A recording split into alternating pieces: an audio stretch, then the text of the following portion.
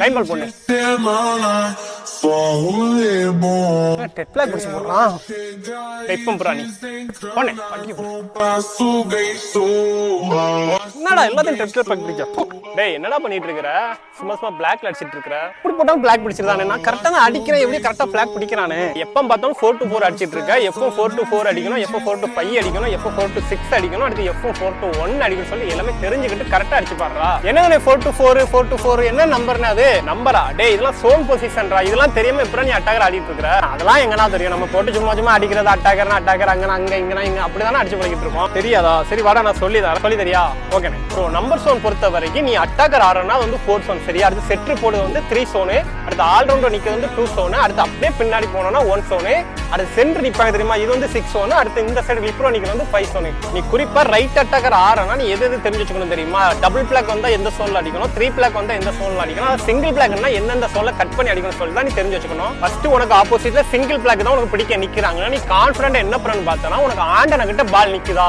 கான்ஃபிடென்ட்டா பாடியை 1 சோனுக்கு நேரா வச்சிட்டு ஸ்ட்ரோக்க மட்டும் திருப்பி டைரக்டா 4 to 4 அடிச்சு பாரு, இல்லாட்டி 4 to 5 அடிச்சு பாரு சரியா? அத பண்ணாம டைரக்டா 4 சோன் வந்து 1 சோனுக்கு ட்ரை பண்ணும்போது பிளாக்கர் எப்பவுமே 1 சோனை தான் கவர் பண்ணுவாங்க. அப்ப நீ கொஞ்சம் திருப்பி டச் அவுட் எம்என் தவிர்த்து எப்பவுமே ஒரு கர்ல பவரா அடிச்சு டெட் பிளாக் ஆச்சுன்னா அது உனக்கு தான் பாயிண்ட் போக வாய்ப்பு இருக்கு. அதுவே டபுள் பிளாக் வரும்போது நீ எப்பவுமே 4 to 4 அடிக்கலாம். ஆனா அது நீ எப்ப அடிக்கணும் பார்த்தா ஒரு உனக்கு செட் நல்லா ஆண்டனா கிட்ட உனக்கு ஏத்த மாதிரி பால் நல்லா க்ளோஸா வச்சிட்டாங்கன்னா நீ தைரியமா 6 சோன்ல பொசிஷனை காமிச்சு டைரக்டா நீ 4 சோன்ல அடிக்கலாம். கொஞ்சம் பால் உள்ள தள்ளி வைக்கிறது, அதாவது ஆண்டனால இருந்து கொஞ்சம் பால் இங்க போச்சுன்னா நீ கான்ஃபிடென்ட்டா எப்பவுமே 4 சோன் அடிக்காத. ஏன்னா பிளாக்கர் வந்து சென்ட்ரல் கண்டிப்பா பிடிச்சிருவாரு. அதுதான் நீ என்ன பண்ண சொன்னா நீ அடிக்கமே வந்துட்டு அதுக்கு மேல பால தூக்கி போட்டு டிராப் போடலாம். இல்லாட்டி கான்ஃபிடென்ட்டா 5 சோன் மேல பிடிச்சி நல்லா லாங் ஷாட்டா 5 சோன் அடிக்க டீப்பா எனக்கு அடிச்சு பழகாம லாங் ஷாட் அடிச்சு போற கண்டிப்பா கிளிக் ஆகும். அடுத்து மிக முக்கியமானது 3 பிளாக் உன்னை நோக்கி நிக்கிறாங்கன்னா நீங்க கண்டிப்பா டீமுக்குள்ள அதாவது உனக்கும் செட்டுக்கு ஒரு கோஆர்டினேஷன் இருக்கும். அதாவது காம்பினேஷன் அட்டாக்னு சொல்லுவாங்க தெரியுமா?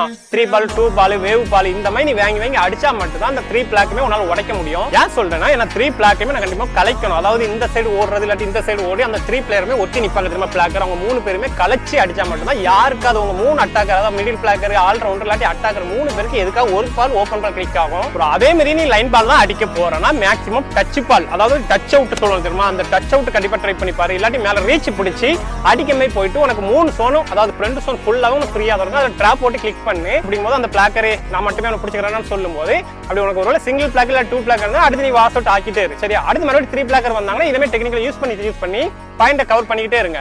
பேசிக்கா அட்டாக்கர் டெக்னிக்கல் இவ்வளவு தான் போறோம். நெக்ஸ்ட் வீடியோல இன்னும் சூப்பரா கிளியராவே சொல்லி தரேன். Bye bye, see you.